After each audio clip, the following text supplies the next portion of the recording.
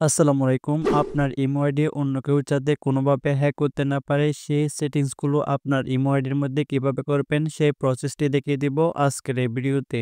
অর্থাৎ আপনার imo ID কিভাবে নিরাপত্তা বাড়াবেন এবং সিকিউর রাখবেন, চলুন সেটি দেখে নিই।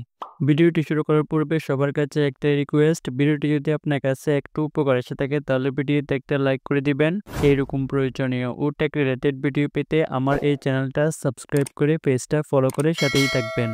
তো আর বেশি কথা না বাড়িয়ে চলুন মূল ভিডিওটা শুরু করি। ফার্স্ট অফ অল আপনি ইমো অ্যাপ্লিকেশনটা ওপেন করে নেবেন। ইমো অ্যাপ্লিকেশনটা ওপেন করার পর নিচের দিকে প্লাস আইকনের উপর ক্লিক করবেন। এরপর মোর অপশনটির উপর ক্লিক করবেন।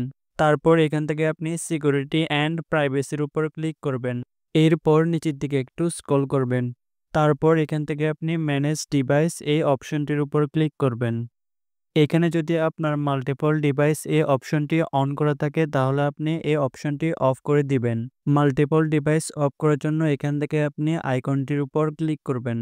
মাল্টিপল ডিভাইস এই অপশনটি যদি আপনি অফ করে রাখেন তাহলে শুধুমাত্র আপনার মোবাইলের মধ্যে আপনার ইমো আইডিটি লগ ইন করা থাকবে এবং আপনি যদি পূর্বে আপনার আইডিটি অন্য কোনো মোবাইলে লগ ইন করে রাখেন তাহলে অটোমেটিকলি ওই মোবাইল থেকে লগ আউট হয়ে যাবে। মাল্টিপল ডিভাইস এটি অফ করার জন্য এখান থেকে আপনি ডিসেবল এই লেখাটির উপর ক্লিক করবেন এবং এখানে নিচে আপনার ইমো আইডিটি কোন কোন ডিভাইসের মধ্যে লগ ইন আছে সেটিও আপনি এখান থেকে দেখতে পারবেন। এবার এখান থেকে আপনি ব্যাক করবেন। ব্যাক করে আসার পর এখান থেকে আপনি লগ ইন প্রোটেকশন এই অপশনটির উপর ক্লিক করবেন। এবার এখানে আপনি basic protection two step verification এই অপশনটি যদি আপনার অফ করা থাকে তাহলে আপনি এই অপশনটি অন করে নেবেন। এই অপশনটি অন করার জন্য এখান থেকে আপনি ডান পাশে এই আইকনটির উপর ক্লিক করবেন। তারপর এখান থেকে আপনি ওকের উপর ক্লিক করে দিবেন। Basic protection two step verification এই অপশনটি অন করার ফলে এখন যদি আপনার আইডিটি অন্য কোনো ডিভাইসে লগ ইন করতে চায় তখন আপনার নাম্বারের মধ্যে একটি ওটিপি চলে আসবে।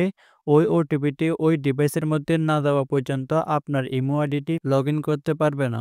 এরপর নিচের দিকে দেখবেন অ্যাডভান্স প্রোটেকশন এই অপশনটির উপর ক্লিক করবেন। এরপর এখান থেকে আপনি এনাবল এই অপশনটির উপর ক্লিক করবেন। এনাবল অপশনটির উপর ক্লিক করার পর আপনার ফোন লকটি চাইবে, আপনি আপনার ফোন লকটি দিয়ে দিবেন।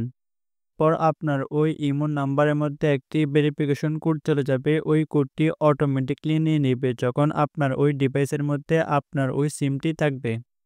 আমার ইমো নাম্বারটি এই মুহূর্তে আমার এই ডিভাইসের মধ্যে নেই, সেহেতু আমি এটা দেখাতে পারছি না। আপনি চাইলে এভাবে আপনার ইমো আইডির মধ্যে অ্যাডভান্স প্রোটেকশন এই অপশনটি ভেরিফাই করে রাখতে পারেন। তো এবার এখান থেকে আপনি ব্যাক করবেন। এখান থেকেও আপনি ব্যাক করবেন। তো এবার দেখাবো সর্বশেষ আপনি আপনার ইমো আইডির মধ্যে যে সেটিংসটি করবেন। সর্বশেষ সেটিংসটি করার জন্য এখান থেকে আপনি পাসওয়ার্ড লক এই অপশনটির উপর ক্লিক করে দিবেন। তারপর এখান থেকে আপনি নিচের দিকে এনাবল এই অপশনটির উপর ক্লিক করবেন। এনাবল এই অপশনটির উপর ক্লিক করার পর এখন আপনি একটা পাসওয়ার্ড সেট করে নেবেন।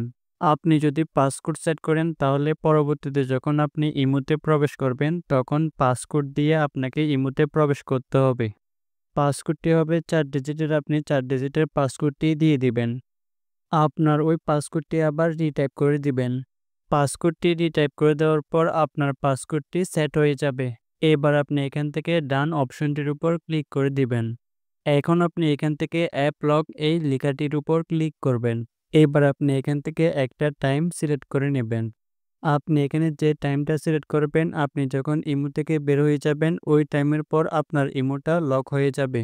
মানে হচ্ছে ওই নির্দিষ্ট সময় পর আপনি যখন ইমোতে প্রবেশ করবেন তখন আপনাকে পাসওয়ার্ড দিয়ে প্রবেশ করতে হবে।